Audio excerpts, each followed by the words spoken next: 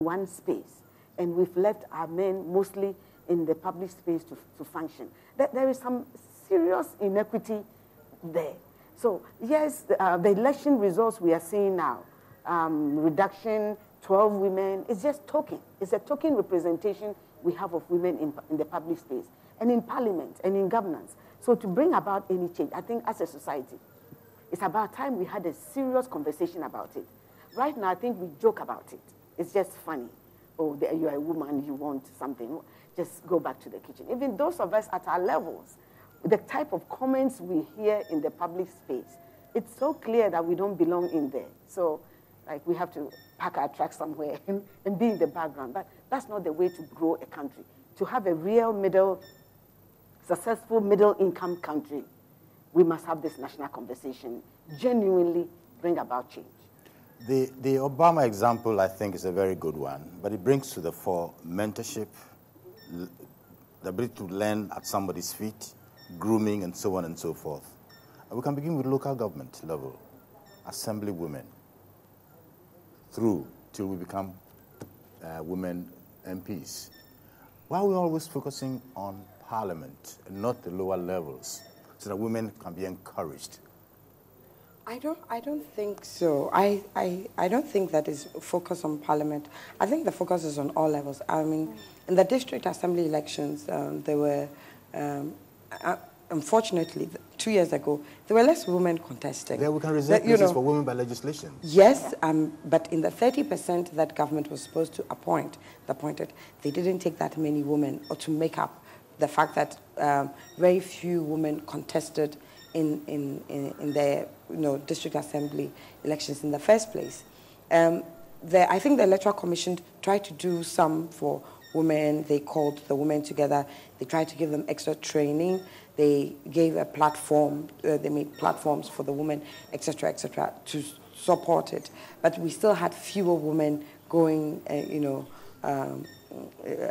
running for the office. I think that, elections on their own are very taxing, and so with the woman having all the other burdens that she has to deal with, a lot of women would refrain from doing that. But like I said, basically we need to get more women political. They don't necessarily even have to be partisan political. They just have to be political and realize that, the school your children go to, the safety, your roads, your sanitation has to do with the politics of the nation, and that you need to participate in it to ensure that you get these things, and that sitting back is not going to get solutions because nobody's going to do it for you. You have to be there to do it. And so we need to really encourage more women to become political, and then maybe from there they can choose the parties. And like you said, mentorship.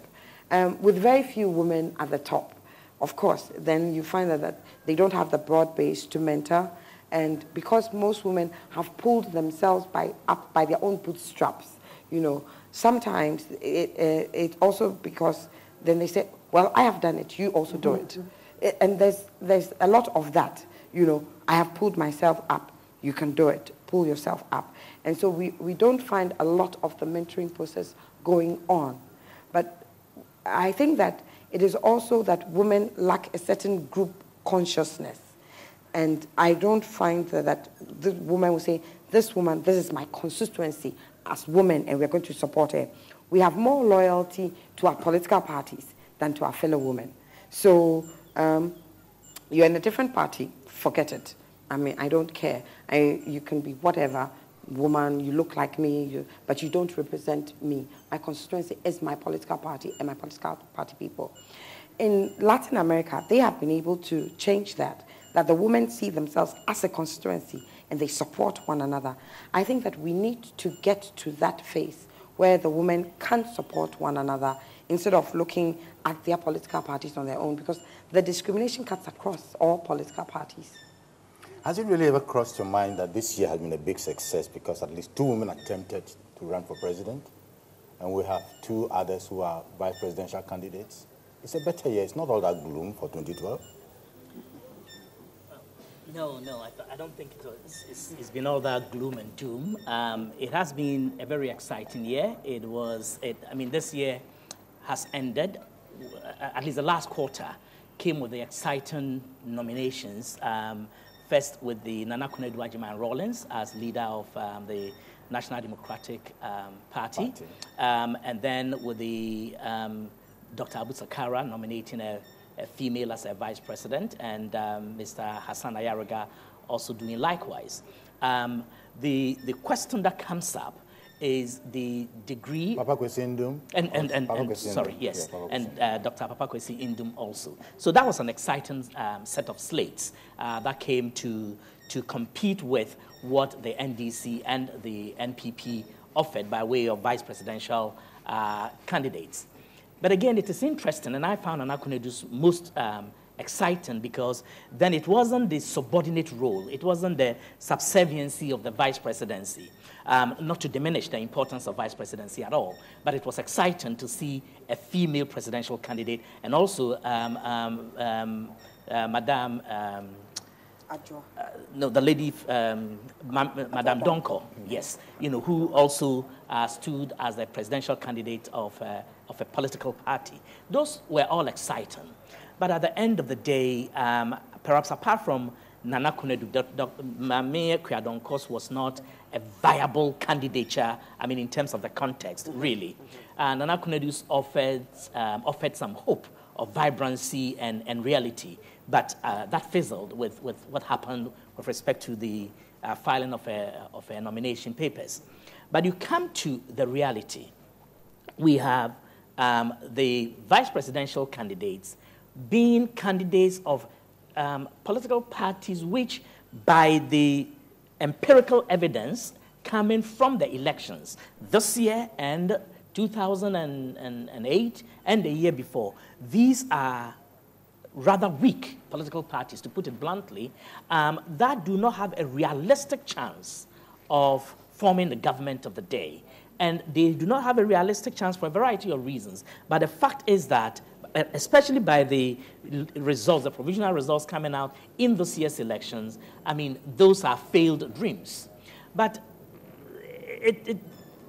it's exciting. It raises the possibility that we can generate the kind of awareness that would make going into 2016 and beyond the centrality of women's participation at the highest levels of leadership a key issue.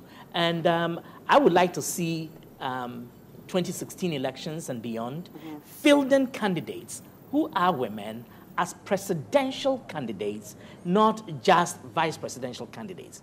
But I also don't believe in tokenism. I think that tokenism is inherently offensive. And where women are appointed merely for the political gain that they are, nominated, that their nomination may excite, then that itself also does something. And I'm not suggesting that that's what any of them did. But when you look at situations where people are made tokens, tokenism is a very painful place to be. When you are a token, there is enormous performance pressures that are brought on you. When you are there simply because of your gender or your race or your beauty or whatever it is, you come to represent that constituency of persons whom you may have no affinity with completely. You are a black person or a woman, and you are placed in a certain position, and everybody thinks that, everyone who is like you, all women think that you are there to represent women, even though that may not be your intention or your ability. And when you perform excellently, you are seen as an exceptional woman, not as a brilliant woman, competent woman, drawn from the folk of womanhood.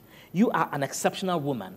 Oh, this person, she's just an exceptional person. It's not because women can do it, but it's because she's exceptionally gifted. But if you fail as a woman, then it is proof that women cannot do it.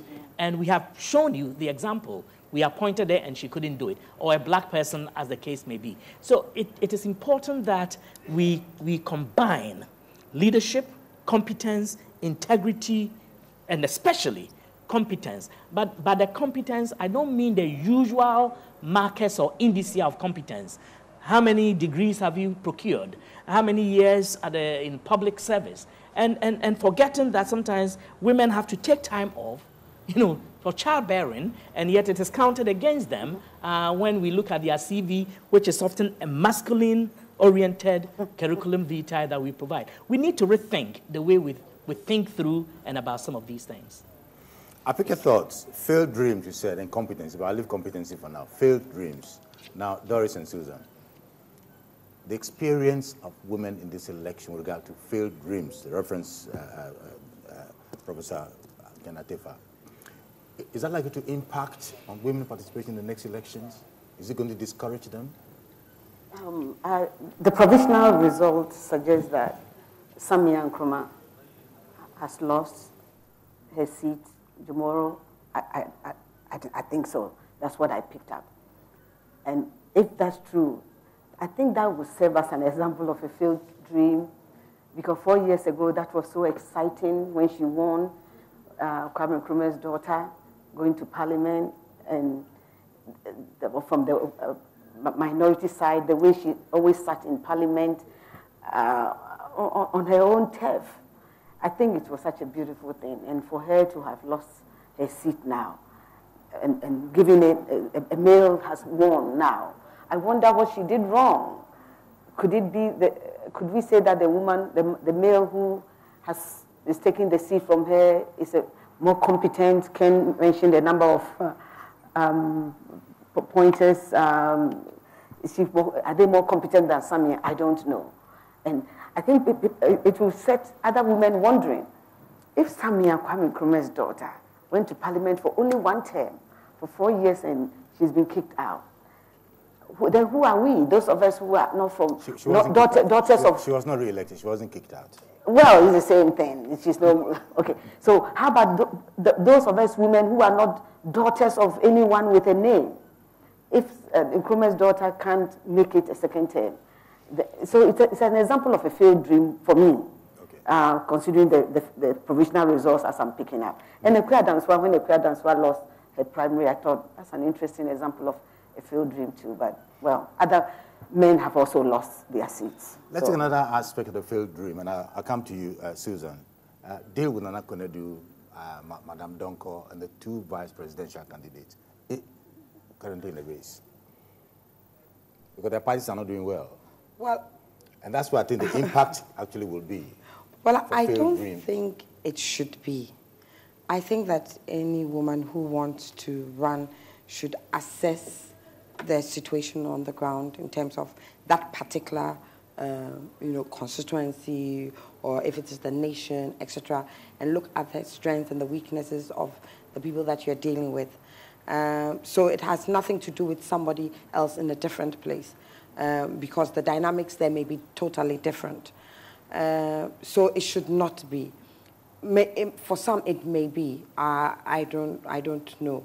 But I should think that it should not be, because every situation is different and has its own peculiarities.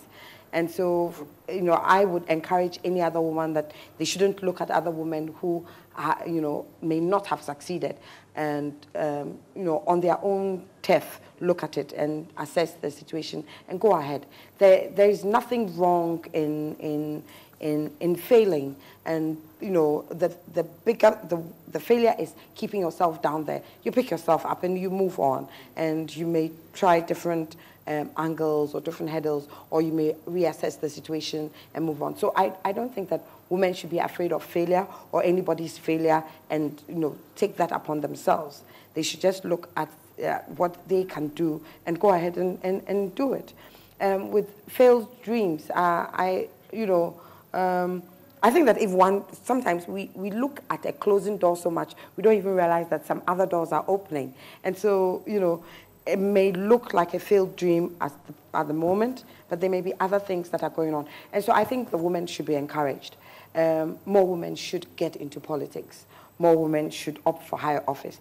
But like Ken said, yes, we have taken our biological function, exaggerated our biological function to a certain extent. It's unnecessary. And society ought to support us. I think that if women say that they want to be get into politics, they should get the support they want from friends, from family, from people who think that it is important that women should be there. Because sometimes it is the support base that encourages the person to go on. If you don't have the support base, no matter how much ambition you have or how much money you have, etc., that will be difficult.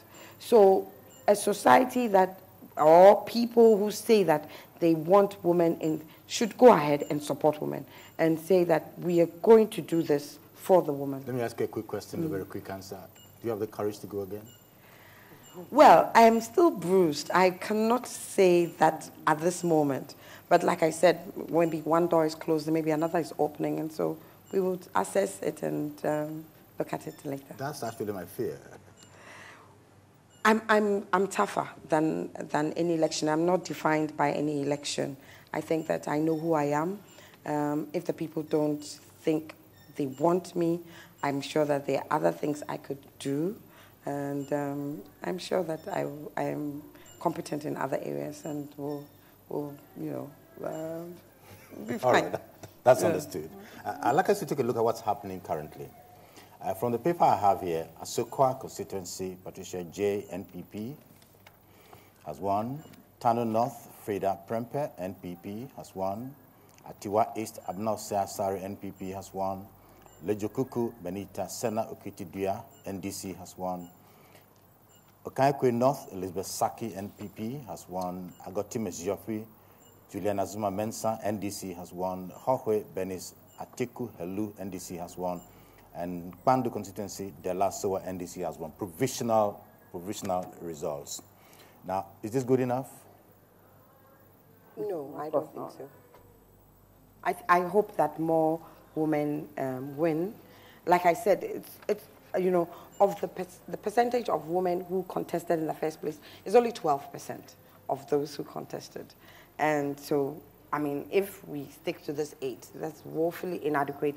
8 over 275, no. So I certainly hope that more women win. I would hope that twice the number, of even 3 times the number, win and get into parliament. But even this is the major parties, NPP, NDC. Mm-hmm. Mm-hmm. Does that strike you in any way, Prof? Yeah, it's quite striking. We have 4 MPP, 4 NDC, but the results of many of the other constituencies where women were candidates are yet to come in. But at the end of the day, we have a 275 seats in Parliament, and the female candidates from this data are 134 candidates altogether. So far, we have 8 elected by these provisional results. It is a bit early in the day, but looking at the profile of what is yet to come, it looks as if the numbers will not probably reach half of the 134 that are contesting. I know a few wonderful women who are in the race, whose names are not on this list, who I am hoping will be elected, because I believe that they will, from both the 2 big political divides and some of them also as independents, that they will be elected and bring the enormous or tremendous attributes which they embody to our House of Parliament. No, but this is not good enough, and I'm hoping that we will have a lot more women joining our Parliament. Doris? Yes, looking at this list, I recall some stories about some of these candidates that they contested very masculine races. There was nothing gender about it. There was nothing feminine about it. These were rough races, like any typical male contact sport, where you push your opponent and do not watch where the person falls or dies. So these women have fought very tough races. My question, as I look at this list, is how come the NDC and NPP, knowing that these are the 2, right now, honestly, we have a 2-party system, how come they did not put females at their safe seats? Because I know of a number of seats that were open for this election cycle that NDC, MPP placed their favorite sons at the places, and they have won so easily. If our parties, these are two main political parties, have put women, competent women, women who are as competent as the men at those seats, we would have the picture would have been different now. But they left women to be on their own, to play rough and be pushed down and to be talked about, trampled on in the media, insulted.